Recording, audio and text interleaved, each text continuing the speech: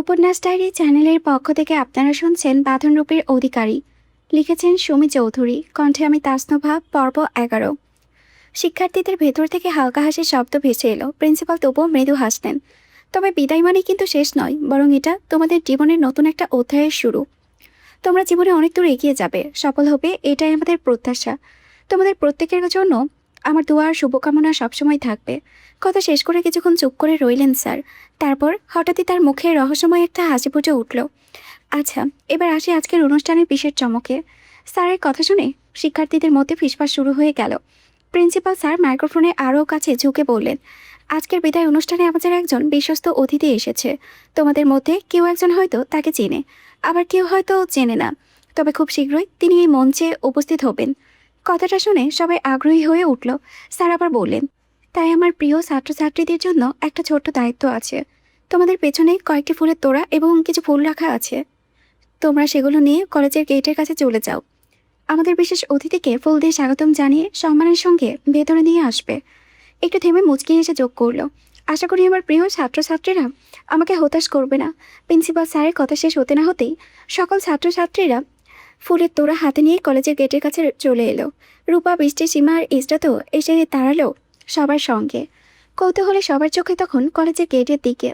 কে এসেছে? এমনকি রূপার বুকের ভেতরেও কেমন যেন অদ্ভুত একটা কৌতূহল জন্ম নিয়েছে। বৃষ্টি রূপার একদম কাছে এসে তার কানে কানে ফিসফিসিয়ে বলল, কে আসবে রে? রূপা চোখ শুরু করে গেটের দিকে তাকিয়ে থেকেই বলল, আমিও তো জানি না, চুপ থাক, আসলেই দেখতে পাবি। বৃষ্টি আর কোনো কথা বলল না। দুজনেই চুপচাপ দাঁড়িয়ে রইল। কয়েক মিনিট পর হঠাৎ করে কলেজের গেটের সামনে এসে থামল একটি কমলা রঙের বিলাসবহুল গাড়ি। গাড়িটা প্রথমেই মুহূর্তের মধ্যেই সবার চোখের দিকে ঘুরে গেল। কৌতূহল নিয়ে একসঙ্গে সামনে তাকালো সবাই। পরক্ষণে গাড়ির ড্রাইভিং সিটের দরজা খুলে বেরিয়ে এলো আকাশ। বৃষ্টির চোখ কপালে উঠে গেল। মনে হলো এক মুহূর্তের জন্য কারেন্টের শক খেয়ে দাঁড়িয়ে আছে সে। আকাশ, তার মানে আকাশই সেই বিশেষ অতিথি। কিন্তু আকাশ কিভাবে বিশেষ অতিথি হয়? সে তো এই কলেজেরই স্যার। বৃষ্টির মাথার ভিতরে একের পর একটা প্রশ্ন ঘুরতে লাগলো। তবে তার ভাবনার মাঝে গাড়ির সামনের ডান পাশের দরজাটা খুলে গেল। আর ঠিক তখনই গাড়ি থেকে নামলো বাঁধন। মুহূর্তের মধ্যে যেন চারিপাশে সব শব্দ থেমে গেল। কেউ অবাক হয়ে তাকিয়ে রইল, কেউ আবার চোখ বড় বড় করে তাকালো তার দিকে। আর রূপার চোখ দুটো বিস্ময়ে কপালে উঠে গেল। বুকের ভেতরেরটা মুহূর্তে ধক করে উঠল। হার্টবিটটা অস্বাভাবিক দ্রুততায় ছুটতে শুরু করেছে। বাঁধন, কিন্তু আজকে বাঁধনের যেন সেই পরিচিত বাঁধন নয়। সাদা রঙের ইতালিয়ান কাট ফর্মাল শার্ট পরেছে সে। শার্টের উপরে গায়ে জড়ানো ব্ল্যাক টেইলর ট্রাক্সাইড ব্লেজার। ব্লেজারের সামনের বোতামগুলো খোলা, ফলে ভেতরে সাদা শার্টের নিখুঁত সৌন্দর্যটুকু স্পষ্ট হয়ে আছে। পরনে deep black slim fit trouser, পায়ে চকচকে করছে black painted leather Oxford shoe. বা হাতের কবজিতে ঝলমল করেছে দামি ক্রোনোগ্রাফ ওয়াচ। চোখে কালো অ্যাভয়েটর সানগ্লাস। গাড়ির দরজা বন্ধ করে ধীর পায়ে এগিয়ে গেলেন বাঁধন। তারপরে উপস্থিতিতেই এমন একটা নিঃশব্দ কর্তৃত্ব যেন সে কোথাও প্রবেশ করেনি, বরং জায়গাটা তার উপস্থিতিতে নিজের গুরুত্ব খুঁজে পেয়েছে। রূপা নিঃশ্বাস নিতে ভুলে গেল। চোখের সামনে দাঁড়িয়ে থাকা মানুষটার দিকে তাকিয়ে তার বুকের ভেতরটা কেমন অস্থির হয়ে উঠল। এই মানুষটা তার বাঁধন, তার স্বামী। কিন্তু আজ তাকে দেখে রূপার মনে হলো এই মানুষটাকে সে যেন নতুন করে দেখছে। বাঁধন ধীরে ধীরে সানগ্লাসটা খুলে এক হাতে তালি, তারপর চোখ তুলে তাকালো সামনে দাঁড়িয়ে থাকা ছাত্রছাত্রীদের দিকে। আর ঠিক সেই মুহূর্তে বাঁধনের চোখে গিয়ে থামল রূপার উপরে। রূপার বুকের ভেতরটা আবারও শব্দ করে উঠল। চোখাচোখি হতেই রূপা তড়িঘড়ি করে চোখ নামিয়ে নিল। বাঁধনের ঠোঁটের কোণে ফুলে ফুটে উঠল ক্ষীণ একটা হাসি। রূপাকে আজে অসম্ভব সুন্দর লাগছে, সেটা বাঁধনের চোখ এড়ায়নি একটুও না। ঠিক সেই মুহূর্তে বাঁধনকে দেখে ভিড়ের মধ্যে থেকে কয়েকজন উত্তেজিত কণ্ঠে চিৎকার করে উঠল, আরে এ তো এসপি বাঁধন রহমান, রহমান পরিবারের বড় ছেলে, এই গোটা জেলার এসপি। স্বয়ং এসপি আমাদের কলেজের বিদায় অনুষ্ঠানে উপস্থিত হয়েছেন। আমি তো ভাবতেই পারছি না। মুহূর্তের মধ্যে যেন পুরো পরিবেশটাই বদলে গেল। এতক্ষণ যে ছাত্র শিক্ষার্থীরা নিজেদের মধ্যে ফিসফিস করে কথা বলছিল, তারা সবাই একসঙ্গে বাঁধনের দিকে তাকিয়ে রইল। কারো চোখে বিস্ময়, কারো চোখে মুগ্ধতা, আবার কারো চোখে স্পষ্ট উত্তেজনা। বাঁধন অবশ্য কারো দিকে তাকালো না। আকাশের পাশাপাশি হেঁটে কলেজের ভেতরে প্রবেশ করলো সে। দুজনের পরনেই একই রকমের পোশাক, সাদা শার্ট, কালো ব্লেজার, কালো ট্রাউজার। শুধু বাঁধন আকাশের চেয়ে সামান্য লম্বা। পাশাপাশি হাঁটতে থাকা দুজনকে দেখে দূর থেকে মনে হচ্ছে একই মায়ের পেটের দুই ভাই। তবে দুজনের ব্যক্তিত্বে একটাই পার্থক্য, আকাশের মুখে একটু হাসি লেগে আছে, আর বাঁধনের মুখ সেটা তো পাথরে খোদাই করা। গেটের ভেতরে ঢুকতেই কয়েকজন মেয়ে ফুলের তোড়া হাতে ছুটে গেল বাঁধনের সামনে। মেয়েগুলো চোখে মুখে স্পষ্ট উত্তেজনা, কেউ লজ্জায় ঠোঁট কামড়ে আছে, কেউ আবার বাঁধনের দিকে তাকিয়ে নিজের চুল ঠিক করেছে। একজন মেয়ে সাহস করে বাঁধনের সামনে দাঁড়িয়ে ফুলের তোড়া এগিয়ে দিল। স্যার, এটা আমাদের পক্ষ থেকে। বাঁধন মেয়েটার দিকে এক পলকও তাকালো না, তার চোখ সোজা সামনের দিকে, গম্ভীর কণ্ঠে শুধু বলল, থ্যাংক ইউ। ফুলের তোলাটা নেওয়ার প্রয়োজনটুকু মনে করল না বাঁধন। মেয়েটার দিকে আর একবারও না বাড়িয়ে বড় বড় পা ফেলে সোজা মঞ্চের দিকে এগিয়ে গেল। মেয়েটা ফুলের তোড়া হাতে নিয়ে সেখানে দাঁড়িয়ে রইল। তার মুখের অবস্থা দেখে পাশে দাঁড়িয়ে থাকা মেয়েগুলো মুখ চেপে হাসতে লাগলো। আরে, বড়লোক ঘরের ছেলে, তার উপর এসপি, দেখতেও একেবারে আগুন। এরকম ছেলের অ্যাটিটিউড থাকবে না তো কার থাকবে? পাশের মেয়েটা বাঁধনের দিকে তাকিয়ে প্রায় মুগ্ধ হয়ে বলল, আমি তো পুরোই ক্রাশ খেয়ে গিয়েছি। এমন একটা হ্যান্ডসাম ছেলে পেলে জীবনে আর কী লাগে বলতো? উফ, কি লম্বা দেখেছিস! চোখে সানগ্লাস পরে আরও বেশি হ্যান্ডসাম লাগছে। আমি তো জানতামই না আমাদের কলেজে আজ এত বড় কেউ আসবে। একজনের কথা শেষ হতে না হতেই আরেকজন যোগ দিচ্ছে। বাঁধনকে ঘিরে মেয়েদের ফিসফিস যেন মুহূর্তের মধ্যেই পুরো জায়গায় ছড়িয়ে পড়ল। রূপা চুপচাপ দাঁড়িয়ে সব শুনছিল। প্রথমে তার ভালোই লাগছিল, তারপর একসময় চারপাশ থেকে ভেসে আসা কথাগুলো কানে একটু বেশি লাগতে শুরু করলো। আমি তো পুরোই ক্রাশ, এমন একটা হ্যান্ডসাম ছেলে পেলে আর কি চাই না। উফ, কি সুন্দর! রূপার ভ্রু দুটো ধীরে ধীরে কুঁচকে গেল। নিজের অজান্তেই একবার বাঁধনের দিকে তাকালো সে। বাঁধন তখন আকাশের সঙ্গে কথা বলতে বলতে মঞ্চের দিকে এগিয়ে যাচ্ছে। তার চারিপাশে এতগুলো মেয়ে তাকিয়ে আছে, অথচ লোকটার মুখে কোনো ভাবান্তর নেই। রূপার ঠোঁট দুটো অজান্তেই শক্ত হয়ে গেল। পাশ থেকে বৃষ্টি সবকিছু বেশ মনোযোগ দিয়ে দেখছিল। মেয়েদের ফিসফাস শুনে সে বিরক্তি মুখ মুচড়ে বাঁধনের দিকে তাকিয়ে বলল, এমন ভাব করছো যেন জীবনে আর কোনো ছেলে দেখনি। রূপা সঙ্গে সঙ্গে বৃষ্টির দিকে তাকালো। বৃষ্টি তখনও বিরক্তি মুখে মেয়েদের দিকে তাকিয়ে আছে। সত্যি বলছি রে, একটা মেয়েকে দেখে এত লাফালাফি করা কি আছে? পৃথিবীতে কি আর কোনো ছেলে নেই? রূপা কিছু বলল না, চুপচাপ দাঁড়িয়ে রইল। কিছুক্ষণ পর সবাই আবার মঞ্চের সামনে গিয়ে নিজেদের জায়গায় বসে পড়ল। রূপাদের 3 সারি পরেই ছিল প্রিন্সিপাল স্যারের চেয়ার, আর ঠিক প্রিন্সিপাল স্যারের পাশেই বসে আছে বাঁধন, তার পাশে আকাশ। দুজনের পিঠে এদিকটাই থাকায় রূপা বাঁধনের মুখটা দেখতে পারছিল না। কিছুক্ষণ পর মঞ্চে উঠে এলো আকাশ। মাইক্রোফোনের সামনে দাঁড়িয়ে চারিপাশে একবার চোখ বুলিয়ে নিয়ে মৃদু হেসে বলল, সম্মানিত শিক্ষকবৃন্দ এবং আমার প্রিয় ছাত্রছাত্রীরা, আজ আমাদের আনন্দমোহন কলেজের বিদায় অনুষ্ঠান। সত্যি বলতে আজকের দিনে নিয়ে আমার ভেতরের অনেক রকম অনুভূতি কাজ করেছে। একদিকে তোমাদের জন্য আনন্দ হচ্ছে, কারণ তোমরা জীবনে নতুন একটা অধ্যায়ে পা রাখতে চলেছ, আর অন্যদিকে সত্যিই খারাপ লাগছে, কারণ আজকের পর থেকে তোমাদের অনেকেই আর প্রতিদিন দেখতে পাবো না। আকাশের কণ্ঠে হালকা আবেগ মিশে গেল। এই কলেজে তোমাদের সঙ্গে কাটানোর সময়গুলো হয়তো এমন খুব সাধারণ মনে হচ্ছে। বন্ধুদের সঙ্গে আড্ডা, ক্লাসে দেরি করে এসে স্যারের বকা খাওয়া, পরীক্ষার আগে পড়ার বদলে গল্প করা, আর একসঙ্গে বসে হাজারো পরিকল্পনা করা, এই ছোট ছোট মুহূর্তগুলো একদিন তোমাদের সবচেয়ে বেশি মনে পড়বে। জীবনে অনেক বড় হবে তোমরা, নতুন মানুষ চিনবে, নতুন জায়গায় যাবে। নতুন কলেজ জীবনের এই সময়টা আর কখনো ফিরে পাবে না। তাই আমার অনুরোধ, জীবনে যত দূরে যাও না কেন, এই কলেজে আর একটা এখনো কাটানো সুন্দর সময়গুলোকে কখনো ভুলে যেও না। বৃষ্টি মনোযোগ দিয়ে আকাশের কথাগুলো শুনছিল। রূপাও চুপচাপ বসে আছে। আকাশ আরও কিছুক্ষণ কথা বলার পর হঠাৎই মুচকি এসে মাইক্রোফোনে বলল, এবার আমি মঞ্চে ডাকছি আমার খুব কাছের একজন মানুষকে। আমি আশা করি বন্ধু আমার ডাক শুনে মঞ্চে আসবে। আকাশ একটু হাসলো, তারপর মাইক্রোফোনটি বলল, বাঁধন, তুই মঞ্চে আয়। মুহূর্তে পুরো হলরুম হাততালিতে মুখরিত হয়ে উঠল। বাঁধন ধীর পায়ে উঠে মঞ্চের দিকে এগিয়ে এলো। মঞ্চে উঠে আকাশের পাশে গিয়ে দাঁড়াতেই 2 হাতে পকেটে ঢুকিয়ে নিল সে। মুখে সেই চিরচেনা গভীর ভাব, এতে যেন মানুষের দৃষ্টির তার উপরে আটকে থাকলেও তাতে তার বিন্দুমাত্র মাথা ব্যথা নেই। আকাশ বাঁধনের দিকে তাকিয়ে মুচকি এসে মাইক্রোফোনে বলল, এই হচ্ছে বাঁধন রহমান, আমাদের রহমান পরিবারের আমার বড় চাচুর একমাত্র বড় ছেলে, অর্থাৎ এই শহরের এসপি। অনেকেই হয়তো আমাদের দেখে ভেবেছ আমরা আপন ভাই। হ্যাঁ, আমরা একই মায়ের গর্ভের ভাই নই, কিন্তু সম্পর্কের দিক থেকে ও আমার কাছে আপন ভাইয়ের থেকেও কোনো অংশের কম নয়। বাঁধনের থেকে আমি জাস্ট 8 মাসের বড়। আমরা প্রায় 15 বছর একসাথে বড় হয়েছি। ওর সঙ্গে আমার হাজারো স্মৃতি আছে, হাজারো গল্প আছে। সত্যি বলতে সেই গল্প বলতে শুরু করলে আজকের অনুষ্ঠান শেষ হয়ে যাবে, তবুও গল্প শেষ হবে না। মুহূর্তেই মেয়েদের মধ্যে চিৎকার শুরু হয়ে গেল। মঞ্চে পাশাপাশি দাঁড়িয়ে থাকা 2জন হ্যান্ডসাম ছেলেকে দেখে মেয়েদের পিছপিছানি আরও যেন বেড়ে গেল। একটা মেয়ে মুগ্ধ চোখে তাকিয়ে বলল, দেখে মনে হচ্ছে মঞ্চে 2টো চাঁদ উঠে আছে আর আমরা সেই চাঁদ দেখছি। আরেকজন চাপা গলায় বলল, 2জনে অনেক হ্যান্ডসাম, বিশেষ করে বাঁধন। মেয়েদের কথাগুলো রূপার কানে স্পষ্টভাবে পৌঁছাচ্ছিল, আর অদ্ভুতভাবে প্রতিটা কথায় তার ভীষণ বিরক্ত লাগছে। মনে হচ্ছে মেয়েগুলো যেন তার কাছ থেকে বাঁধনকে কেড়ে নেওয়ার জন্য গোপনে কোনো ফোন দিয়ে এঁটেছে। ভাবনার মাথায় আসতেই রূপা নিজেই কেমন অস্বস্তিতে পড়ে গেল। কিন্তু তারপরও মঞ্চের দিকে না তাকিয়ে মেয়েগুলোর ওপর থেকে তার বিরক্তি একটুও কমল না। আকাশের আবার বাঁধনের দিকে মাইক্রোফোনটা এগিয়ে দিয়ে মুচকি এসে বলল, এবার তুই কিছু বল। বাঁধন একবার মাইক্রোফোনের দিকে তাকালো, তারপর সোজা হয়ে ধীরে হয়ে দাঁড়ালো। মুহূর্তেই তার গভীর মুখটা আরও কঠিন হয়ে উঠল। মেয়েদের চিৎকার ধীরে ধীরে থেমে এলো। পুরো হলরুমে শান্ত হয়ে গেল। বাঁধন মাইক্রোফোনের সামনে দাঁড়িয়ে গম্ভীর কণ্ঠে বলল, আমি খুব বেশি কথা বলি না, তাই বড় কোনো বক্তব্য দেওয়ার মতো মানুষও আমি নই। তবে আজ এখানে দাঁড়িয়ে তোমাদের একটা কথা বলতে চাই। তোমরা যারা আজ এই কলেজ থেকে বিদায় নিচ্ছ, তোমাদের জীবনে তোমাদের মা বাবার পর সবচেয়ে বড় অবদান যাদের, তারা হলো তোমাদের শিক্ষক শিক্ষিকারা। তোমরা হয়তো অনেক সময় তাদের বকা খেয়েছ, তাদের কঠিন কথা শুনেছ। কখনো হয়তো মনে হয়েছে স্যার ম্যাডামরা অযথাই যত কঠোর হচ্ছেন, কিন্তু বিশ্বাস করো, তাদের সেই কঠোরতার পেছনেও তোমাদের ভালো চাওয়াটাই ছিল। বাঁধনের গম্ভীর কণ্ঠে পুরো হলরুম নিস্তব্ধ হয়ে শুনছিল। তোমরা জীবনে অনেক বড় হবে, ভালো চাকরি করবে, ব্যবসা করবে, অনেক টাকা উপার্জন করবে, নিজের একটা পরিচয় তৈরি করবে। কিন্তু একটা কথা মনে রেখো, মানুষের আসল পরিচয় তার পদবি না, অর্থে না, তার ব্যবহারে। তাই জীবনে যত বড়ই হোক, নিজের শিক্ষক শিক্ষার্থীদের সম্মান করতে কখনো ভুলবে না। Because respect is earned, not demanded. বাঁধনের কথায় কয়েকজন শিক্ষার্থী মুগ্ধ হয়ে একে অপরের দিকে তাকালো।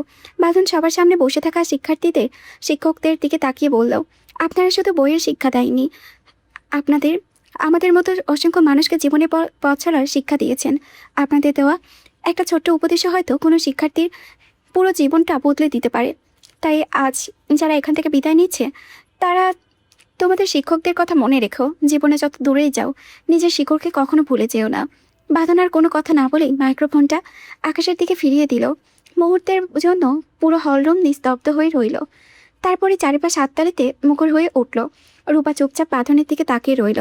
বাঁধনের গভীর কণ্ঠ, শিক্ষকদের প্রতি সম্মান আর কথার ভেতরের দৃঢ়তা সবকিছুই অদ্ভুতভাবে তার চোখে আটকে গেল।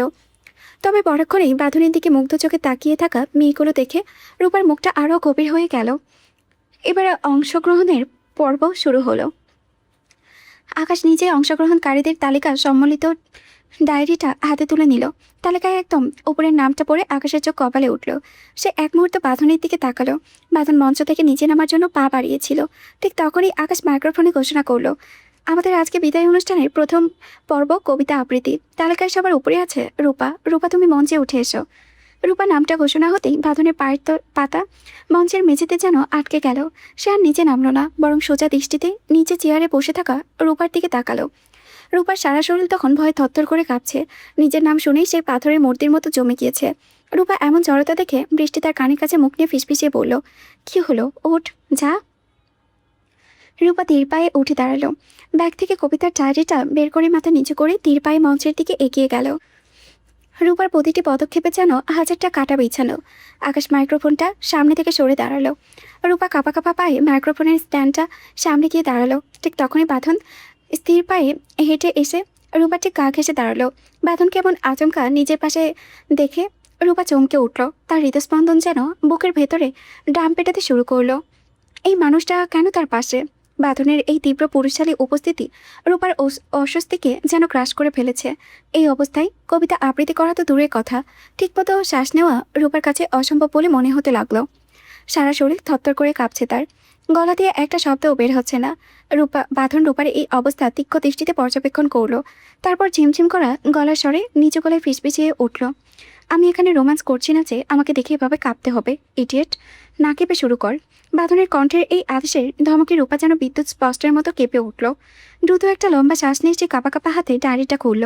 সামনে তাকিয়ে জোর করে ঠোঁটে একটা মিষ্টি হাসি ফুটিয়ে নিয়ে বলল, আসসালামু আলাইকুম। আমি বাকিটুকু উচ্চারণ করার আগেই কর্তৃত্বপূর্ণ কণ্ঠে বাঁধন তাকে থামিয়ে দিল। That's not your name anymore, Mrs বাঁধন রহমান। মুহূর্তেই থমকে গেল রূপা। ভ্যাবাচাকা খেয়ে বাঁধনের দিকে তাকাতেই দেখল লোকটা দুই হাতে প্যান্টের পকেটে ঢুকে স্থির দৃষ্টিতে তার দিকে তাকিয়ে আছে। মুখে কোনো হাসি নেই, চোখে মুখে নেই বিন্দুমাত্র দ্বিধা। রূপা কিছুটা ইতস্তস্ত করে নিচু স্বরে প্রশ্ন করল, এখন এই নামটাই বলবো আমি?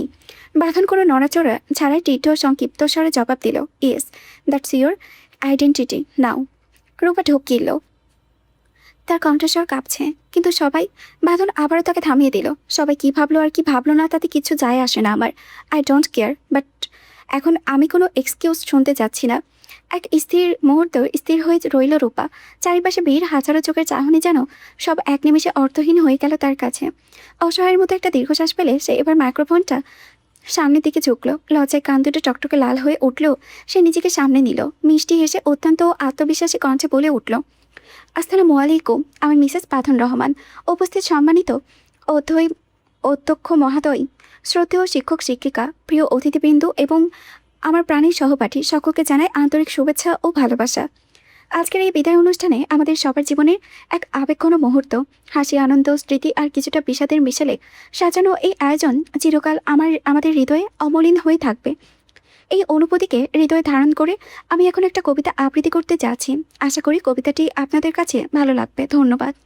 অবিবাহিত মেয়ের মুখে মিসেস পাথন রহমান পরিচয়টা শোনার পর পুরো অডিটোরিয়ামে এক অদ্ভুত নীরবতা নেমে এলো। ছাত্রছাত্রীরা কয়েক মুহূর্তের জন্য পুরোপুরি পাথরের মতো স্থির হয়ে গেল, যেন তারা নিজের কানকে বিশ্বাস করতে পারছে না। কিন্তু সেই বিস্ময়ে ঘোর কাটাতে না কাটতেই শুরু হলো অট্টহাসি। সবার মনে হলো এটা হয়তো কোনো সস্তা কৌতুক বা অভিনয়। তাদের উপহাসের হাসি আর ফিসফিস অডিটোরিয়ামের বাতাসে ঢেউয়ের মতো আছড়ে পড়তে লাগলো। রূপা স্থবির হয়ে দাঁড়িয়ে রইল। লজ্জায় মাথা তার মাটির দিকে নেমে এলো। তার ভেতরটা দুমড়ে মুচড়ে যাচ্ছে। সবাই কেন এভাবে উপহাস করছে? আমি কি ভুল কিছু বললাম? চোখের কোণে জল চিকচিক করে উঠল তার। সবাই এই মস্করায় পাথনের চোয়ালে শক্ত হয়ে কাঠ হয়ে গেল। তার চোখের তখনই দৃষ্টিতে আগুনের তীব্রতা। সে আর এক মুহূর্ত দেরি করল না। মাইক্রোফোনটা হাতে নিয়ে শক্ত করে চেপে ধরে অন্য হাত দিয়ে রূপাকে নিজের শরীরের সাথে মিশে জড়িয়ে ধরল, যেন সে পুরো জগতের সামনে নিজের অধিকার জাহির করছে। বাঁধন গর্জে উঠল, শি ইজ মাই ওয়াইফ। বাঁধনের এই একটা শব্দে পুরো মঞ্চ যেন বোমা ব্লাস্ট হলো। হাসির শব্দ মুহূর্তে মিলিয়ে গিয়ে এক গভীর স্তব্ধতা নেমে এলো। সবার চোখ ছানা পড়া, অবিশ্বাসে আর বিস্ময়ে ছাত্রীদের মুখ হা হয়ে গেল। বাঁধন রূপাকে আরও শক্ত করে ধরে সামনে তাকিয়ে তাতে দাঁত চেপে পড়ল। রূপা, শি ইজ মাই ওয়াইফ, অর্থাৎ মিসেস পাথন রহমান। সে নিজের পরিচয় দিয়েছে।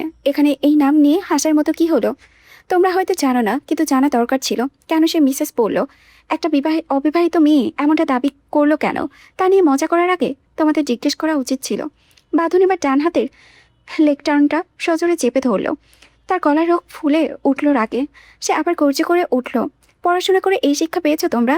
কার সাথে কিভাবে আচরণ করতে হয় সেই সেন্স কি হারিয়ে ফেলেছো? যাক, সেটা আমার দেখার বিষয় না। That's your personal matter.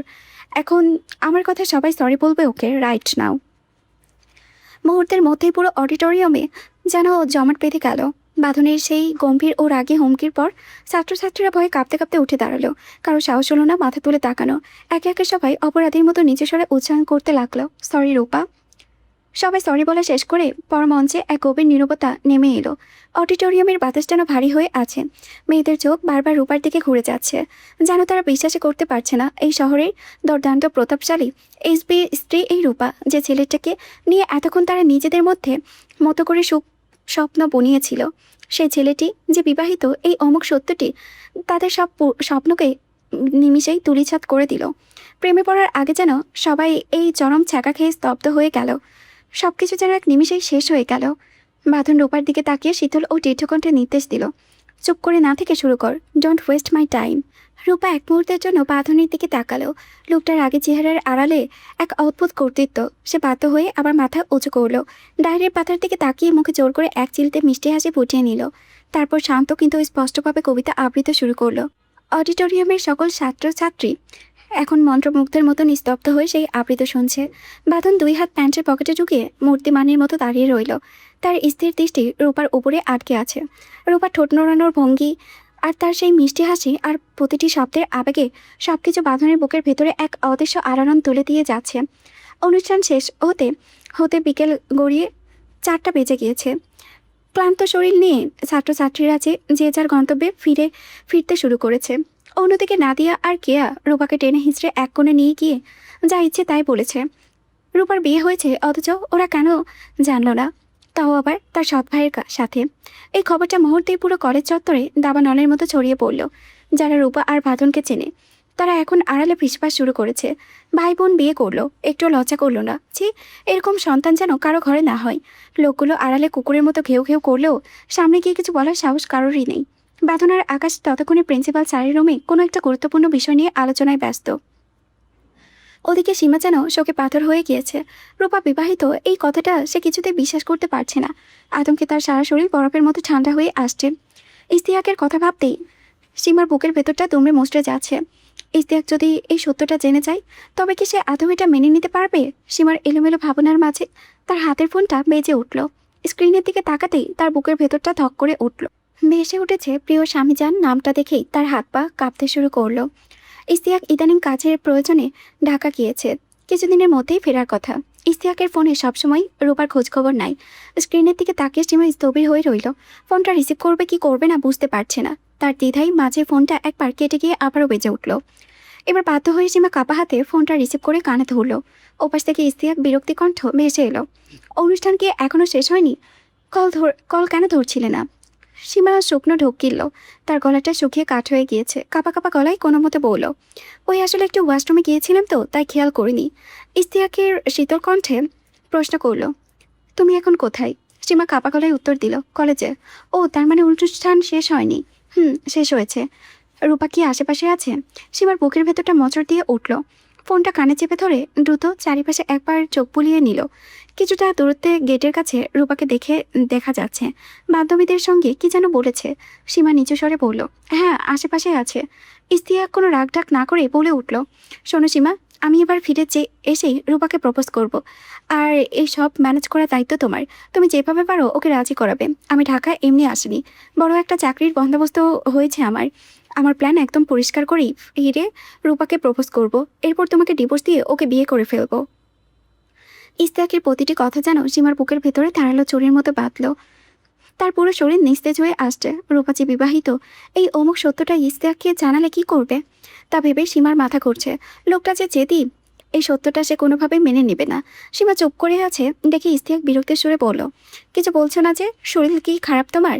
সীমার চোখের কোণে দিয়ে দুপোটা উষ্ণ অশ্রু গড়িয়ে পড়ল। সে দ্রুত হাত দিয়ে চোখে মুছে নিজেকে সামনে নিয়ে স্বাভাবিক হওয়ার ভান করে বলল, না আমি একদম ঠিক আছি।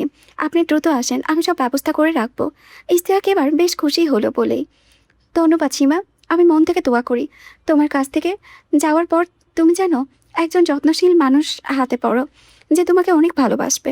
সীমার গলাটা একদম বুঝে আসছে। এক মুহূর্তের জন্য মনে হলো বুকটা ফেটে রক্ত বের হচ্ছে। কোনো মতো নিজেকে সামলে ভাঙা গলায় ফুপিয়ে বলে উঠল সে, আপনার দোয়া চাই না আমার। বলে সে ফোনটা কেটে দিল। হাতের মুঠোয় থাকা ফোনটা যেন সীমার কাছে এখন জ্বলন্ত কয়লা। বুকের ভিতর দাও দাও করে চলছে এক অসহ্য যন্ত্রণা, যা সহ্য করা সীমার পক্ষে সম্ভব হয়ে পড়েছে। কান্নার দমকে আড়াল করতে করতে সে আর এক মুহূর্ত দাঁড়ালো না। ইসরাতকে হাত চেপে টেনে নিয়ে দ্রুত কলেজের গেট থেকে বেরিয়ে গেল সে। অন্যদিকে বাঁধন আর আকাশ প্রিন্সিপাল স্যারের সাথে কথা শেষ করে বেরিয়ে এলো। নাদিয়া আর কেয়া তখনও রূপার কাছাকাছি ছিল, কিন্তু বাঁধনকে দেখেই ভয়ে কুকড়ে গিয়ে দ্রুত বিদায় নিয়ে কেটে পড়ল। এখন গেটের সামনে রূপা আর বৃষ্টি দাঁড়িয়ে, তাদের মুখোমুখি বাঁধন আর আকাশ। আকাশ কয়েক মুহূর্ত চুপচাপ বৃষ্টির দিকে তাকিয়ে রইল। এরপর একটা চতুর্যের হাসি হেসে বাঁধনের দিকে তাকিয়ে বলল, বাঁধন, সারাদিন তো কুমুট হয়ে কাটালে, চলো কোথাও একটু ঘুরে আসি। বাঁধন কোনো উত্তর দিল না। তার শান্ত চোখের দৃষ্টিতে হঠাৎ একটা বিদ্যুৎ খেলে গেল। পরনের কালো ব্লেজারটা একটা ঝাটকায় খুলে রূপার দিকে ছুঁড়ে মারল সে। ব্লেজারটা গিয়ে সরাসরি রূপার মাথার উপরে আছড়ে পড়ল। রূপা চমকে উঠল। ব্লেজারটা খামচে ধরে রাগে চোখে বাঁধনের দিকে তাকিয়ে ফুঁসে উঠল, এটা কি হলো? এভাবে ছুঁড়ে মারলেন কেন? বাঁধন তার কথার কোনো গুরুত্বই দিল না। ধীর স্থিরভাবে শার্টের হাতাটা কোণি পর্যন্ত গুটিয়ে সে আকাশের দিকে ফিরল। তার চোখের চাহনিতে এখন এক অদ্ভুত দাপট। কোথায় যাবি? আকাশ এক মুহূর্ত ভেবে নিয়ে বলল, চল, কাছে নদীটা আছে, শুনেছি বর্ষায় পানি অনেক বেড়েছে, ঝড়ো হাওয়াটাও উপভোগ করা যাবে, চল সেখানেই যাই। বাঁধন আর কোনো কথা বাড়ালো না। সে রূপার বৃষ্টির পাশ কাটিয়ে সামনের দিকে হাঁটতে শুরু করলো। তার হাঁটার ইঙ্গিতে এক ছত্র দাপট। না থেমে পেছনে ফিরেও না তাকিয়ে আকাশকে নির্দেশ দিল, দুটোকে নিয়ে আয়। আকাশ রূপার বৃষ্টির দিকে তীক্ষ্ণ দৃষ্টিতে তাকালো, তারপর গম্ভীর গলায় বলল, দাঁড়িয়ে না থেকে চল। বৃষ্টি পরিস্থিতি বুঝে কুকড়ে গেল। সে ইতস্তত বোধ করে আকাশের দিকে তাকিয়ে করজোরে বলল, স্যার আপনারা যান, সন্ধ্যা হয়ে আসছে, আমি বাসায় চলে যাই। আকাশ বৃষ্টির দিকে এক পা এগিয়ে গেল। তার চাহনিতে এখন আর আগের মতো বন্ধু সকল ভাব নেই, আছে এক তীব্র কর্তৃত্ব। সে ধমকের সুরে বলল, তোমার কাছে কি জানতে চেয়েছি তুমি কোথায় যাবে? আমি বলেছি তখন কোনো কথা না বলে চুপচাপ আমাদের সাথে চলো। বৃষ্টি আর দুঃশব্দ করার সাহস পেল না। আকাশের শীতল আর কড়া চাহনি দেখে তার মুখ দিয়ে কথা সরে গেল। রূপা আর বৃষ্টি বাধ্য হয়ে আকাশের পিছু পিছু হাঁটতে শুরু করলো। কিছুক্ষণের মধ্যেই তারা গাড়ির কাছে পৌঁছালো। রূপা আর বৃষ্টি নিবিতে গাড়ির পেছনে সিটে গিয়ে বসলো। সামনে ড্রাইভিং সিটে বাঁধন বসলো পাথরের মতো শক্ত হয়ে। তার পাশের সিটে আকাশ। পুরোটা পথ গাড়ির ভেতরে এক দম বন্ধ করা নীরবতা। বাঁধন খুব সাবলীলভাবে গাড়ি চালিয়ে নিয়ে গেল এবং কিছুক্ষণ পর নদীর পাড়ে এসে গাড়ি থামালো। চারজন গাড়ি থেকে নেমে নদীর একদম কিনারে গিয়ে দাঁড়ালো। সন্ধ্যার স্নান আলোয় নদীর পাড়ে আঁকাবাঁকা ঢেউয়ের ছন্দ তুলেছে। নদীর হিমেল হাওয়া বয়ে যাচ্ছে চারিপাশ দিয়ে। রূপার মনটা মুহূর্তের মধ্যেই বিষাদ ভুলে খুশিতে ঝলমল করে উঠল। বাঁধনের বিশাল ব্লেজারটা তার বুকে জড়িয়ে ধরে সেটা দু হাতে শক্ত করে চেপে ধরে রূপা চোখ বন্ধ করলো। বাতাসের চাপটায় তার চোখগুলো উঠছে। বৃষ্টির মনের ভয়, সব ভয় কাটিয়ে সেখানে একরাশ মুগ্ধতা। রূপার খুব ইচ্ছে হলো পানিতে একবার ছুঁয়ে দেখার। নিজেকে আর ধরে রাখতে পারল না। ডালু পালি পেয়ে নিচে নামার জন্য এক পা বাড়াতেই বাঁধন বিদ্যুতের গতিতে রূপার হাত চেপে ধরল। বাঁধনের কণ্ঠস্বর এখনো আগুনের মতো উত্তপ্ত। ওইদিকে কোথায় যাস? রূপা তার হাত বাড়ানোর জন্য ছটফট করতে করতে বলল, একটু পানি ধরবো, হাতটা ছাড়ুন না প্লিজ। বাঁধন তার হাতটা আরও শক্ত করে চেপে ধরল। ছুতে হবে না, দেখেছিস না পানি কত বাড়ছে। একদম নিচে নামবি না, কথা কানে যাচ্ছে না। রূপা কাল ফুলিয়ে জেদ ধরল। প্লিজ একটু, জাস্ট একটু ধরবো, প্লিজ প্লিজ। বাঁধন ধমক দিয়ে গর্জে উঠল, আমি না করেছি শুনতে পাচ্ছিস না?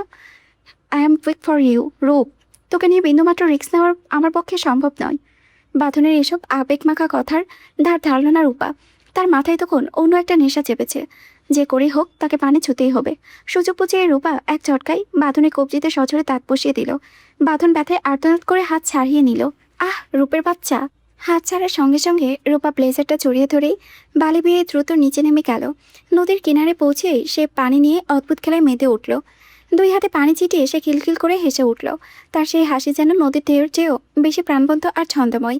বাঁধন যন্ত্রণায় হাতটা ধরে রাগে কাঁপছিল, কিন্তু রূপার সেই হাসি শব্দ কানে যেতেই সে নিচে তাকালো।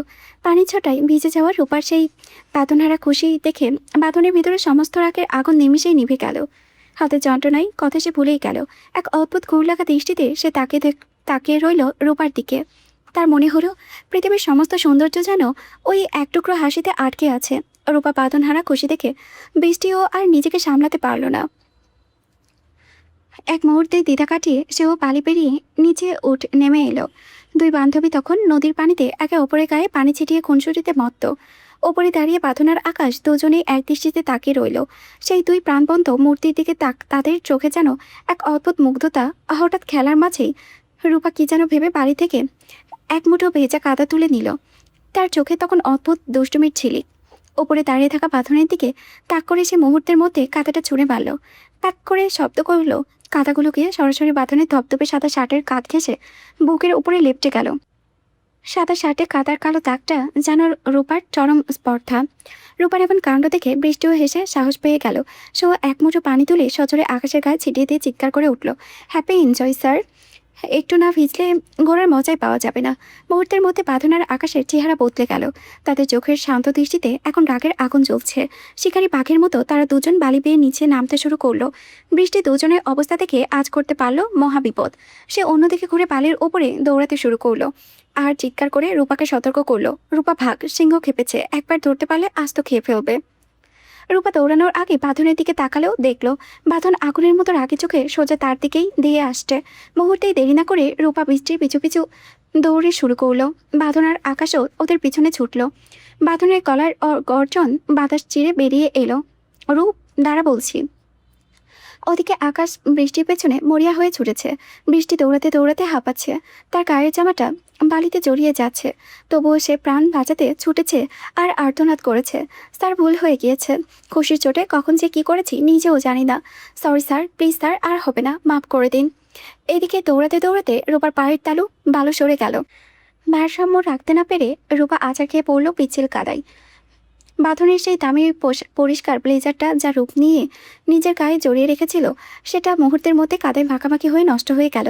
ঠিক সেই মুহূর্তে রূপা এসে বাঁধন এসে রূপার সামনে এসে দাঁড়ালো। সে তাতে দাঁত চেপে আগুনের মতো জ্বলন্ত দৃষ্টিতে রূপার দিকে তাকিয়ে রইল। বাঁধনের রাগী চাহনি দেখে রূপা ভয়ে কুঁকড়ে গেল।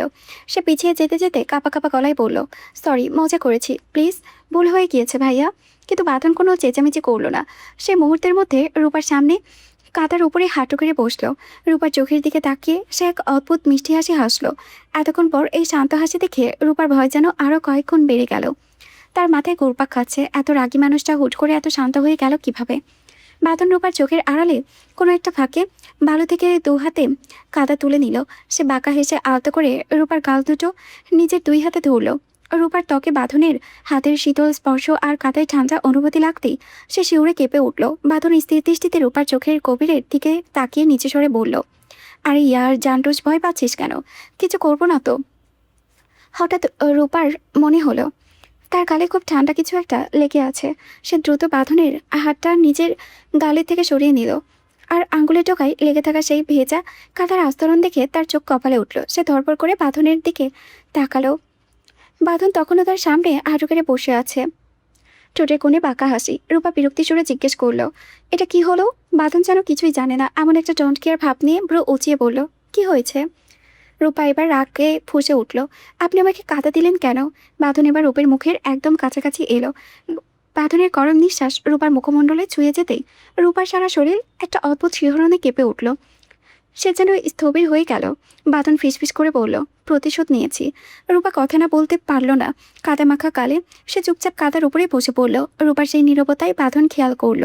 রূপার ধপধপে বর্ষাকালে দুই পাশে কাদার কালো দাগগুলো দেখে বাঁধনের ভেতরে হাসির ফোয়ারা ছুটেছে, কিন্তু সেই অমানসিক শক্তিতে ঠোঁট কামড়ে সেই হাসি চেপে রাখলো। এরপর বাঁধন রূপার সামনে থেকে উঠে কিছুটা দূরে সরে গিয়ে বসলো। দুই হাতে পেছনে ভর দিয়ে নদীর দিকে তাকালো। দূরে নদীর ঢেউগুলো তখন অধরে দোল খাচ্ছে। বাঁধন তার এক অদ্ভুত ঘোর লাগা গম্ভীর কণ্ঠে গেয়ে উঠল, নদীর পানি দেখলে তোমায় করে ছলাছল, দোহাই লাগে উড়িও না ছাড়ির আঁচল।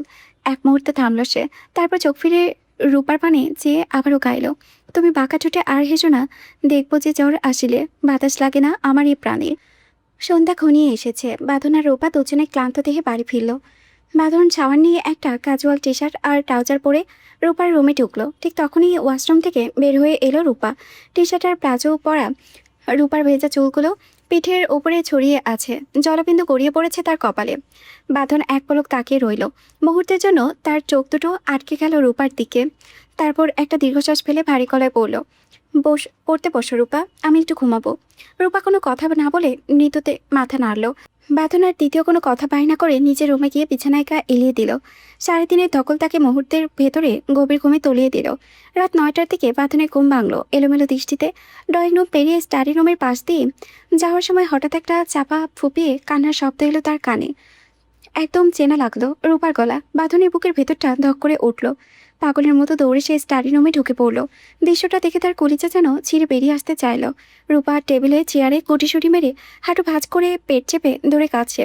বাঁধন ঝড়ের গতিতে এগিয়ে এসে রূপার দুই গালে দু হাতে আঁকড়ে ধরল। তার কণ্ঠস্বর তখন অস্থিরতায় কাঁপছে। কি হয়েছে রূপ, তুই কাঁদছিস কেন?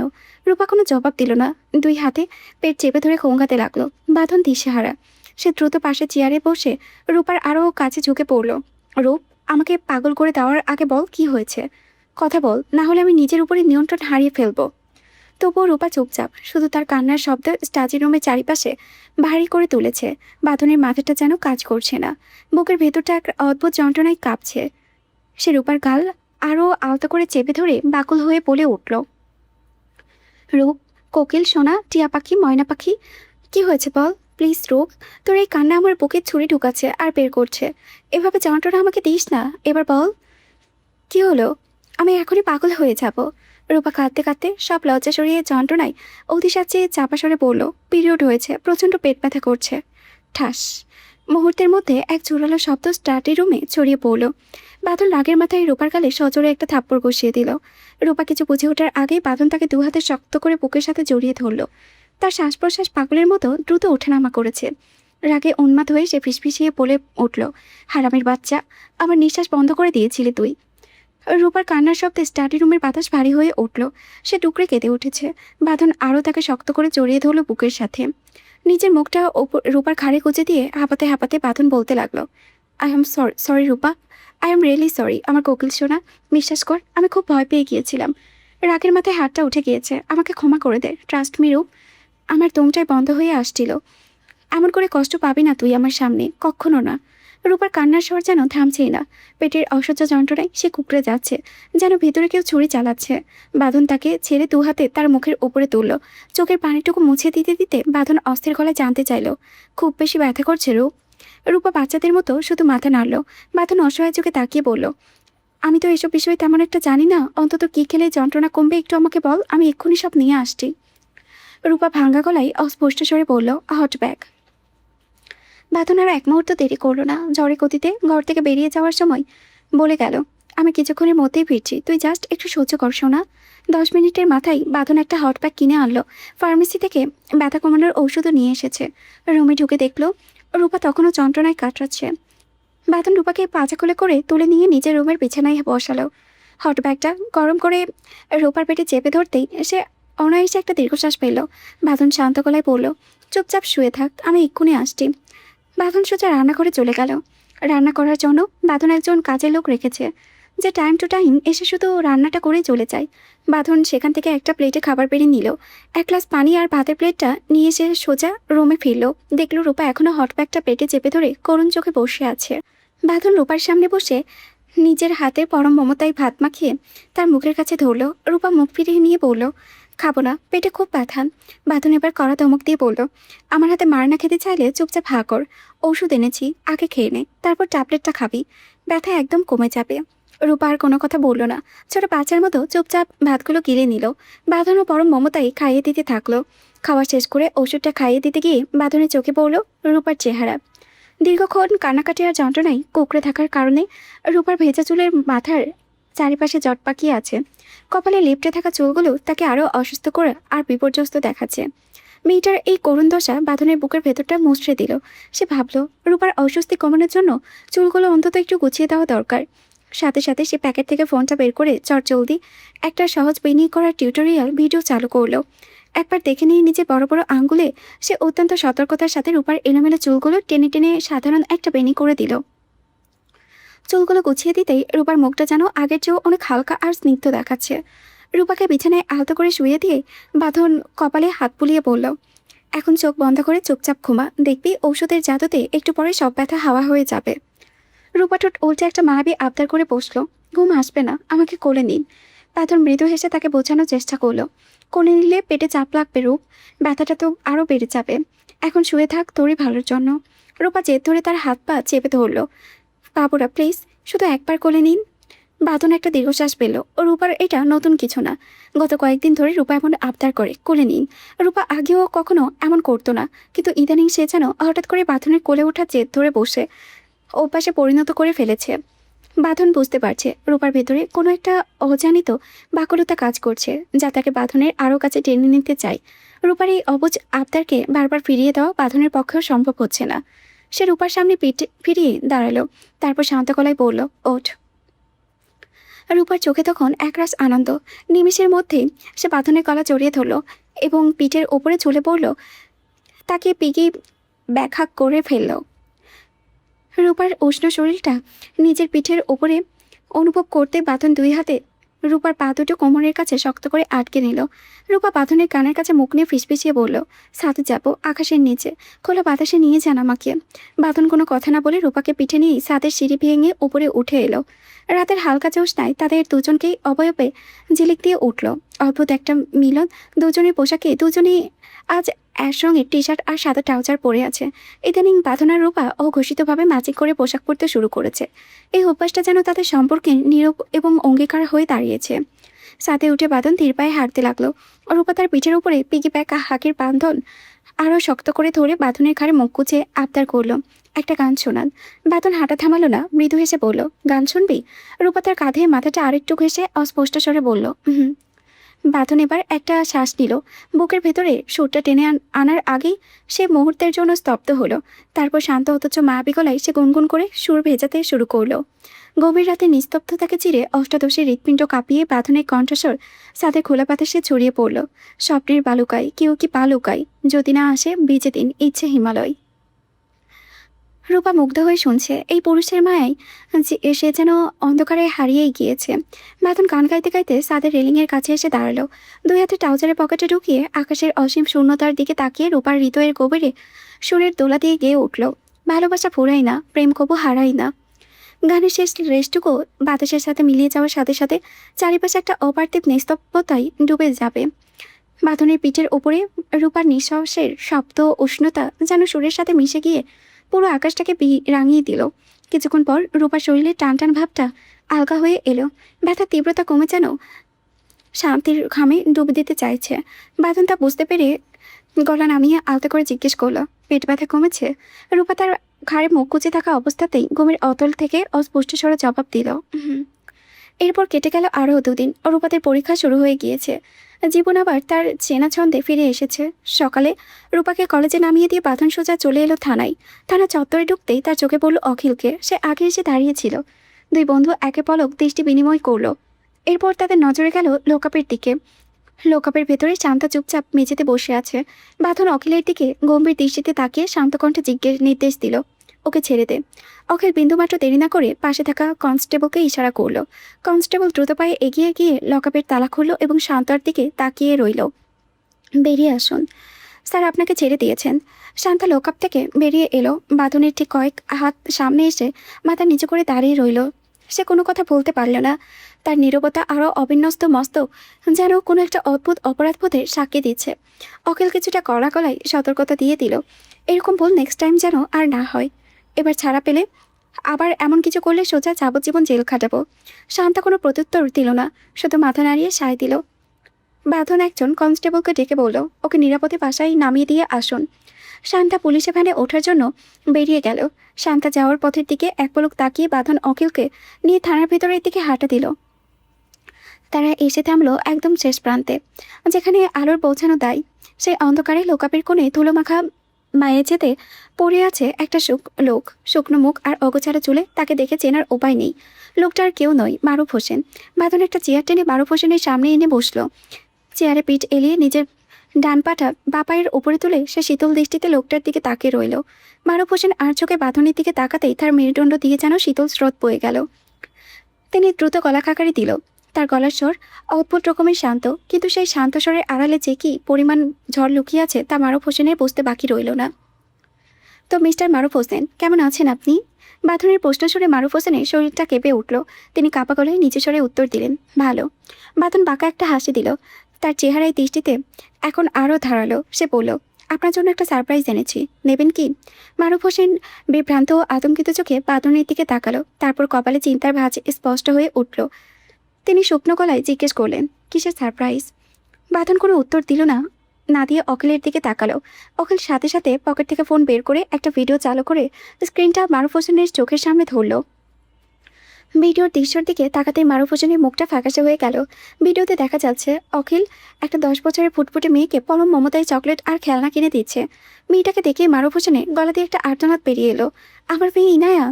মুহূর্তের মধ্যে সমস্ত অহংকার আর শক্তপোক্ত ভাব ভেঙে পড়ল লোকটার। তিনি হামাগুড়ি দিয়ে বাঁধনের পায়ের কাছে এসে লুটিয়ে পড়লেন।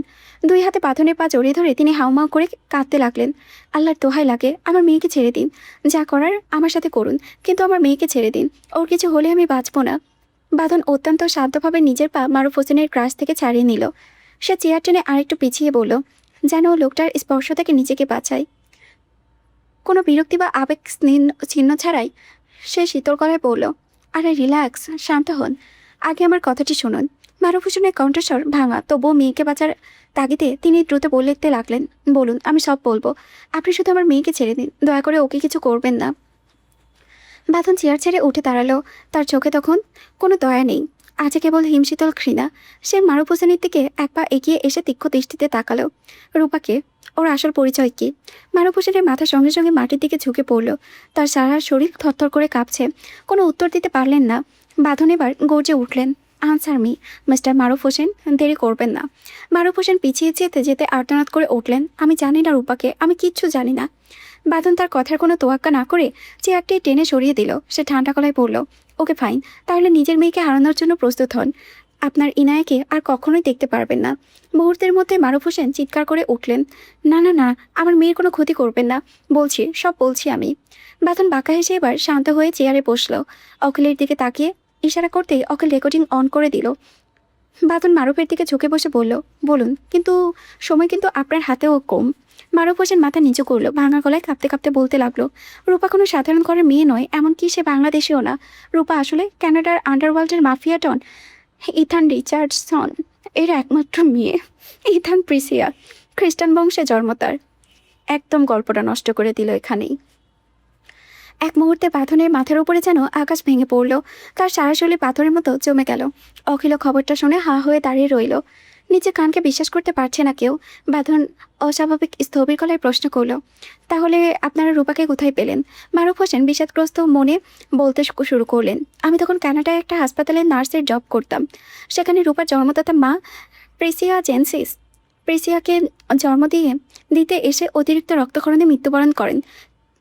তার স্বামী ইথান রিচার্ডসন স্ত্রীকে ভীষণ ভালোবাসতেন। প্রিয়াসার মৃত্যুতে তিনি মেনে নিতে পারেননি, তাই তিনি তার সমস্ত সাম্রাজ্য ধন সম্পত্তি সব প্রেসিয়ার নামে লিখে দিয়ে নিজেও আত্মহত্যা করেন। ইথান রিচার্ডসনের পরিবারে তেমন কেউ ছিল না, শুধু মা ছিলেন যিনি প্রেসিয়াকে দেখাশোনা করার জন্য হসপিটালেই রেখেছিলেন। তিনি এসব জানতে পারি পরে আমি। তারপর আমার প্রথম স্ত্রী রজনীকে সব বলি। সে আমাকে বুদ্ধি দেয়, যেভাবে হোক প্রেসিয়াকে চুরি করে নিতে হবে। লোভের বসে এক রাতে অনেক কষ্টে প্রেসিয়াকে চুরি করি এবং দেশ ছেড়ে বাংলাদেশে পালিয়ে আসি। এরপর প্রেসিয়াকে রজনীর কাছে দিয়ে দেয়। রজনী সবাইকে মিথ্যা পরিচয় দেয় যে ও আমাদেরই সন্তান এবং ওর নাম রাখে রূপা।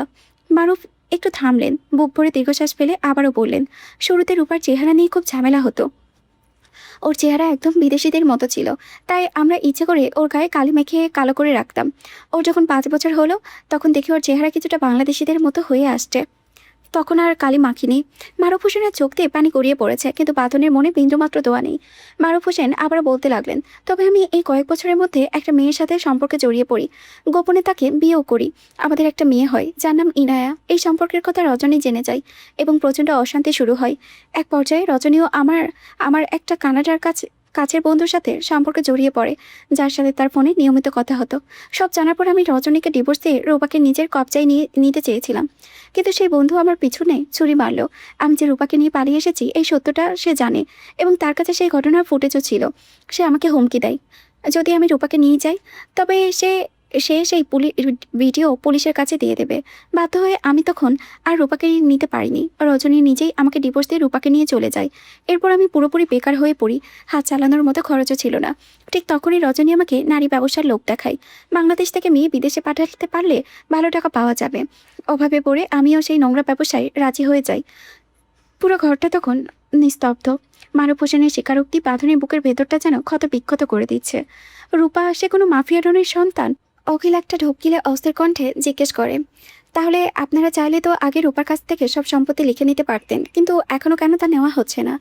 মারুফ হোসেন মাথা নিচু করে ভাঙা গলায় উত্তর দিলেন, কারণ রূপা সে সম্পত্তি তখনই লিখে দিতে পারবে যখন সে প্রাপ্তবয়স্ক হবে। অন্তত 19-20 বছর বয়সে না হওয়া পর্যন্ত তার দেওয়া দলিলে আইনগত কোনো বৈধতা থাকবে না। এই বয়সে আগে সে কোনো কিছুই হস্তান্তর করলেও তা আইনগত গণ্য হবে না। বাঁধন তার কপালে 2 পাশে বুড়ো আঙুল চেপে ধরে মাথা নিচু করে বসলো। তার মাথায় যেন আকাশ ভেঙেও রেখেছে। রূপা খ্রিস্টান বংশের মেয়ে, এই সত্যটা তাকে অস্থির করে তুলেছে। তার উপরে আবার একটা মাফিয়া ডনের বংশধর। সব মিলিয়ে বাঁধনের বুকের ভেতরটা ধরপড় করেছে। কিছুক্ষণ স্তব্ধ হয়ে থাকার পর এক গভীর নিঃশ্বাস নিয়ে বাঁধন মারুফ হোসেনের দিকে তাকালো। তার কণ্ঠে এখন তীক্ষ্ণ এক অনুসন্ধানী ভাবু। তাহলে সেই রজনী রহমান আমার বাবাকে কেন বিয়ে করলো? মারুফ হোসেন কাচুমাচু হয়ে বললেন, সত্যি বলছি এই বিষয়ে আমি কিচ্ছু জানি না। রজনী কেন আপনার বাবাকে বেছে নিয়েছে তার কোনো কিছুই আমার জানা নেই। বাঁধন প্রশ্ন করলো, আপনার সেই বন্ধুর নাম কি যে আপনাদের সব ফুটেজ গিলে রেখেছে? মারুফ হোসেন বললেন, তার নাম মুভিন। বাঁধন তাৎক্ষণিক জানতে চাইল, বর্তমানে সে কোথায় আছে?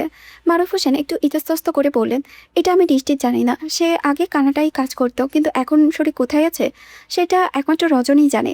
বাঁধন এবার শেষ প্রশ্নটি করল, যা রূপার অস্তিত্বের চাবিকাঠি। রূপার আসল জন্ম নিবন্ধন বা অরিজিনাল বার্থ সার্টিফিকেটটা কোথায়? মারুফ হোসেনের উত্তর ছিল সংক্ষিপ্ত এবং আতঙ্কিত, সব ডকুমেন্ট মুভিনের কাছে। বাঁধন বুক চিরে একটা দীর্ঘশ্বাস নিল, যেন তার বুকের ভেতরে তুমড়ে মুচড়ে যাচ্ছে। তার গলার স্বর এখন নিচু কিন্তু ভীষণ তীক্ষ্ণ। সে মারুফ হোসেনের দিকে তাকিয়ে প্রশ্ন করল, ওদের প্ল্যান কি? মারুফ হোসেন ভয়ে কুকড়ে গিয়ে কাঁপা কাঁপা গলায় বলল, প্ল্যান অনুযায়ী রূপা প্রাপ্তবয়স্ক হওয়ার পর তার কাছ থেকে সব সই নিয়ে মেরে ফেলা। এই মুহূর্তের মধ্যেই বাঁধনের ভেতরকার সব বাধা ভেঙে গেল। সে ঝড়ে গতিতে এগিয়ে গিয়ে মারুফ হোসেনের গলাটা 2 হাতে চেপে ধরল। তার শরীরের প্রতিটি শিরা তখন রাগে ফুলে উঠেছে, চোখ দুটো আগুনের গোলার মতো জ্বলছে। বাঁধন চিৎকার করে উঠল, আমার রূপের গায়ে যদি একটা আঁচড়ও লাগে তাহলে তোদের সবকটাকে আমি নিজের হাতে খুন করব। গলায় টিপে ধরায় মারুফ হোসেনের একদম দম বন্ধ হয়ে আসছে। তিনি নিথর হয়ে হাত পা ছুটছিলেন। অখিল দ্রুত এগিয়ে এসে বাঁধনের পিঠে ঝাঁপিয়ে পড়ল, কোনো মতো তাকে টেনে সরানোর চেষ্টা করতে লাগলো। বাঁধন ছাড়, কি করছিস তুই? এ তো এখন আর কিছুই করছে না, সব তো স্বীকারোক্তি করে নিল। শান্ত হো, ছাড়। অনেক ধস্তাধস্তির পর অখিল কোনো মতো বাঁধনকে ছাড়াতে সক্ষম হলো। মারুফ হোসেনের মৃত্যুর মুখ থেকে ফিরে আসার মাঝে মেঝেতে লুটিয়ে পড়ে হড়বড় করে কাঁদতে লাগলেন। বাঁধনের সারা শরীর তখন ক্রোধে থরথর করে কাঁপছে। রূপাকে হারানোর ভয়টা মুহূর্তের জন্য তার ভেতরটাকে হিম করে দিল। অখিল বাঁধনের কাঁধে শক্ত করে ধরে হাত রেখে নিচু স্বরে বলল, শান্ত হোক, কিচ্ছু হবে না, রূপার কোনো ক্ষতি আমরা হতে দেব না। কিন্তু এখন যা করতে হবে খুব ঠান্ডা মাথায় সাবধানে করতে হবে। রূপার পরীক্ষা চলছে, এই অবস্থায় এ যেন কিছু না বুঝতে পারে। তুই একদম অস্থির হোস না, চুপচাপ ওর পরীক্ষাটা শেষ হতে দে। তারপর রজনী রহমানের মুখোশ আমি আর তুই মিলে এমনভাবে টেনে ছিঁড়ে ফেলবো যে তিনি আর কোথাও পালানোর জায়গা পাবে না। বাঁধনের অস্থিরতা কোনোভাবেই কমছে না, তার সারা শরীর যেন বরফের মতো হিম হয়ে আসছে। রূপার প্রতি তার এই তীব্র আসক্তি আর দুর্বলতা তাকে এক মুহূর্তের জন্য স্থবির থাকতে দিচ্ছে না। লোকাপ থেকে বেরিয়ে দ্রুত পায়ে হাঁটতে হাঁটতে সে অখিলকে উদ্দেশ্য করে বলল, আমার এখনই কলেজে যেতে হবে। এই মুহূর্তে রূপাকে একবার না দেখলে আমি পাগল হয়ে যাব। অখিল তাকে থামানোর জন্য পিছু পিছু ছুটল, কিন্তু বাঁধন তখন ঝড়ের গতিতে থানার গেট দিয়ে বেরিয়ে বাইকের উপরে গিয়ে আছড়ে পড়ল। ইঞ্জিনে প্রচণ্ড গর্জন তুললে অখিল কিছু বুঝে ওঠার আগে বাইকটি বিদ্যুতের গতিতে কলেজের দিকে ছুটল। বাঁধনের মাথার ভেতরে তখন সব কেবল একটাই চিন্তা, রূপা। রূপার মুখটা একবার না দেখলে তার বেঁচে থাকাটাই যেন অর্থহীন মনে হচ্ছে। মাত্র 15 মিনিটের মাথায় বাঁধনের বাইকটি আনন্দমোহন কলেজের সামনে এসে থামল। পরীক্ষার সময় বলে পুরো ক্যাম্পাস অদ্ভুত একটা নিস্তব্ধতায় ডুবে আছে। বাঁধন বাইক থেকে নেমেই গেটের দিকে এগিয়ে গেল। পুলিশের ইউনিফর্মে একজন এসপিকে দেখে দারোয়ানের আটকানোর সাহস হলো না। সে ভয়ে মাথা নিচু করে দাঁড়িয়ে থাকলো। বাঁধন কলেজের ভেতরে দিয়ে দ্রুত পায়ে হাঁটতে হাঁটতে পকেট থেকে ফোনটা বের করলো। সে আকাশকে কল দিল। কয়েকবার রিং হওয়ার পর ওপাশ থেকে আকাশ রিসিভ করে বলল, হ্যালো বাঁধন, বল। বাঁধন অস্থির কণ্ঠে প্রশ্ন করল, রূপের সিট কোন ভবনে পড়েছে? আকাশ কিছুটা অবাক হয়ে প্রশ্ন করলো, এবার সায়েন্সের নিউ বিল্ডিংয়ে পড়েছে কেন? বাঁধন জানতে চাইল, তুই কোথায়? আকাশ উত্তর দিল, আমি ওদের ক্লাসেই আছি। বাঁধন তাতে দাঁত চেপে গম্ভীর গলায় বলল, আমি আসছি, তুই দাঁড়া। ফোনের লাইনটা তুলেই বাঁধন নিউ বিল্ডিংয়ের দিকে দৌড় দিল। তার প্রতিটি পদক্ষেপে যেন এক একটা ধরপরানি। হৃদয়ের ভেতরে জমে থাকা ভয় আর রূপাকে দেখার তীব্র আকাঙ্ক্ষা তাকে পাগলের মতো ধাবিত করেছে। বাঁধন সোজা ক্লাসরুমের দরজার সামনে এসে দাঁড়ালো। অনেক ছাত্রছাত্রীর ভিড়ের মাঝে সে অধীর হয়ে রূপাকে খুঁজতে লাগলো। ঠিক তখনই তার চোখে পড়ে গেল একপাশে কিনারে প্রথম বেঞ্চে রূপা এখনও একাগ্রচিতে মাথা নিচু করে লিখে যাচ্ছে। রূপার সেই শান্ত স্নিগ্ধ মুখটা দেখা মাত্রই বাঁধনের বুকের ভেতরে যাবতীয় অস্থিরতা আর ঝড়ের দাপট মুহূর্তেই ধুয়ে মুছে গেল। যেন এই মেয়েটার মাঝে তার অস্তিত্বের সমস্ত শান্তি লুকিয়ে আছে। বাঁধন দুই হাতে বুকে ভাঁজ করে দরজায় হেলান দিয়ে একধানে সেই অষ্টদশীর দিকে তাকিয়ে রইল। ঠিক সেই সময় আকাশ বাঁধনকে খেয়াল করলো। সে মৃদু পায়ে এগিয়ে এসে বাঁধনের পাশে দাঁড়ালো। বাঁধনের দৃষ্টি অনুসরণ করে আকাশ কৌতুকের স্বরে বলল, কি দেখছিস? বাঁধন যেন কোনো একটা ঘড়ির মাঝে আছে, মৃদুস্বরে উত্তর দিল, নিজেকে দেখছি। আকাশ পুরো কুচকে অবাক হয়ে পড়ল, হোয়াট? তুই তো রূপাকে দেখছিস, তাহলে নিজেকে কিভাবে দেখছিস? বাঁধন তার দৃষ্টি রূপার উপরে থেকে না সরে গভীরভাবে জবাব দিল, কারণ এই মেয়েটাকে মাঝে আমি নিজেকে হারিয়ে ফেলেছি আকাশ। এই মেয়েটার মাঝে আমি আমার পুরো পৃথিবী দেখতে পাই, আমার হাসির কারণ দেখতে পাই, আমার পুরো জীবন দেখতে পাই। ওকে দেখে মানেই নিজেকে দেখা। আকাশ একটা দীর্ঘশ্বাস পেল। বাঁধনের মুখের দিকে তাকে সে কিছুটা দ্বিধাগ্রস্ত গলায় জিজ্ঞেস করলো, হঠাৎ কলেজে কিছু দরকার ছিল নাকি অন্য কোনো ব্যাপার? বাঁধন শান্তভাবে উত্তর দিল, না তেমন কিছু না, ছুটির পর রূপাকে ফ্ল্যাটের সামনে নামিয়ে দিয়ে আসিস। এতটুকু বলে বাঁধন আরেকবার রূপার দিকে তাকালো। তার ঠোঁটের কোণে ফুটে উঠল এক চিলতে স্নিগ্ধ হাসি। এরপর আর কোনো কথা না বলে সে উল্টো করে নিজের গন্তব্যের দিকে পা বাড়ালো। বেচারা অষ্টাদশী পরীক্ষায় খাতায় এতটাই মগ্ন ছিল যে কেউ যে একটু আগে তার প্রাণ ভরে তাকে দেখে গেল সে তা কোনা করেও টের পেল না। পরীক্ষা শেষে রূপা বৃষ্টিকে আর নাদিয়ার সঙ্গে গল্প করতে করতে করিডোর পেরিয়ে বাইরে এলো। গেটের কাছে আসতেই সীমার সাথে দেখা। সীমা রূপাকে দেখে হাসি মুখে জিজ্ঞেস করলো, তোমার পরীক্ষা কেমন হলো রূপা? রূপা মিষ্টি এসে জবাব দিল, আলহামদুলিল্লাহ, খুব ভালো। তোমার কেমন হলো? সীমাও হাসলো, আমারটাও আলহামদুলিল্লাহ। কিছুক্ষণ কৌশল বিনিময় করে সবাই কলেজ থেকে বেরিয়ে গেল। মেইন গেটের কাছে আকাশ দাঁড়িয়েছিল। রূপা আর বৃষ্টিকে দেখে এসে এগিয়ে এসে জিজ্ঞেস করলো, তোদের পরীক্ষা কেমন হলো? দুজনে উৎফুল্লতা হয়ে জানালো, আলহামদুলিল্লাহ। আকাশ তখন রূপার দিকে তাকিয়ে বলল, রূপা তুই গাড়িতে ওঠ, আমি তোকে ফ্ল্যাটের সামনে নামিয়ে দিয়ে আসবো। বৃষ্টি রূপার দিকে তাকিয়ে ইশারায় বলল, তাহলে তুই যা, কাল দেখা হচ্ছে। রূপা মুচকি এসে মাথা নাড়ল। বৃষ্টি একটা রিক্সা নিয়ে চলে গেল। আকাশ রূপাকে নিয়ে ফ্ল্যাটের সামনে নামিয়ে দিয়ে দ্রুত বিদায় নিল।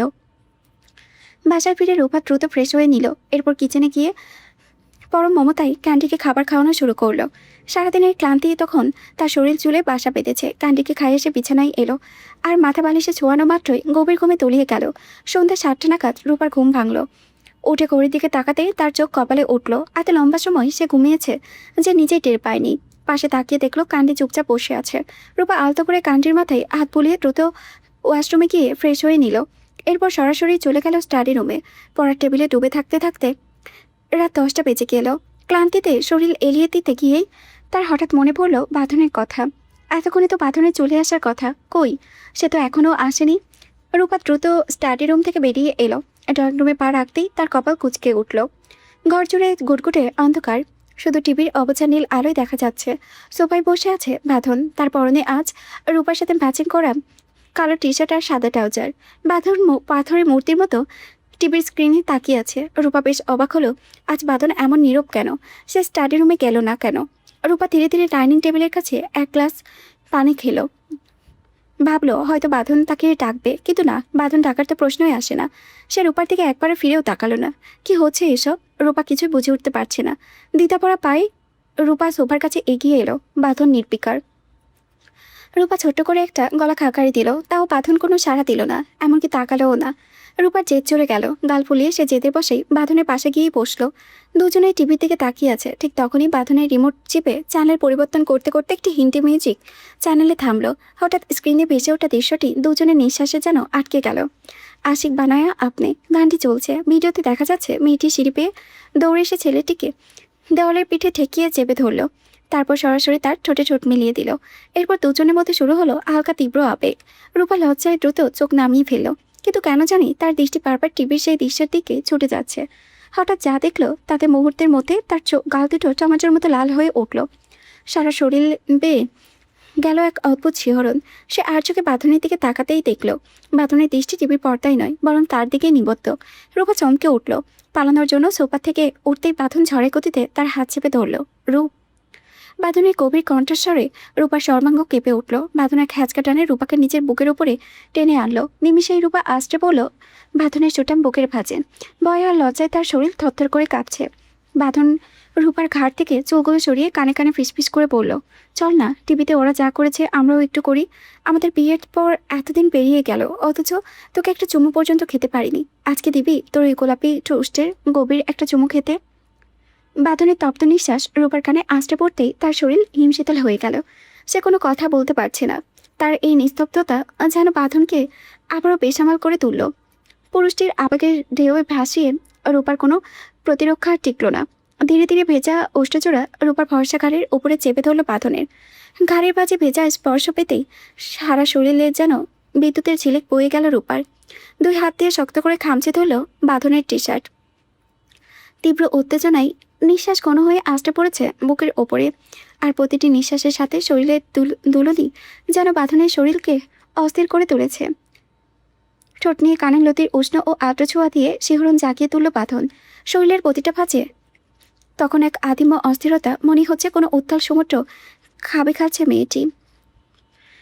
পুরুষের নিঃস্বাতর চোখ দিয়ে পড়ল রমণীর কাঁধে। টি শার্টটা কাঁধ থেকে কিছুটা নিচে নেমে যাওয়ায় ইনারটি কিছুটা উন্মুক্ত হয়ে আছে। টিভির অবচা নীলচে আলোয় রংটা যেমন রহস্যময় লাগছে, তেমনই শরীরের মসৃণ ভাঁজগুলো স্পষ্ট ধরা দিচ্ছে তার দৃষ্টিতে।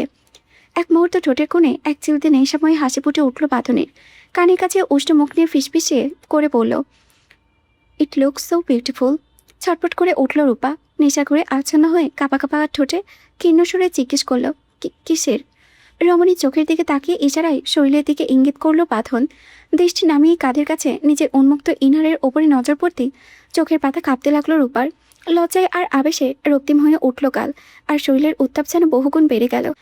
ঠোঁট কেঁপে বিড়বিড় করল রূপা, অসভ্য। রমণীর প্রতিটি বিড়বিড়ানি স্পষ্ট শুনতে পেল বাঁধন। সহসা কোমর জড়িয়ে তাকে আরও কাছে টেনে নিল, যেন মাংসপেশিতে মাংসপেশি মিশিয়ে নিজের শরীরের অস্তিত্বে বন্দি করে ফেলতে চায়। উত্তেজনায় গলাকাটা মুরগির মতো ছটফট করে উঠল রূপা। প্রতিটি ছটফটানেই পুরুষটির পুরুষালী অহংকারে এক আদিম তৃপ্তি জন্ম দেয়। পুরুষটির স্পর্শে সারা শরীর ঠান্ডা বরফ হয়ে জমে আসছে রূপার। তীরের ফলার মতো কাঁপতে থাকে ওষ্ঠজোড়া। সেই কম্পনমান ঠোঁটের দিকে স্থির হয়ে রইল বাঁধনের নেশালো চোখ জোড়া।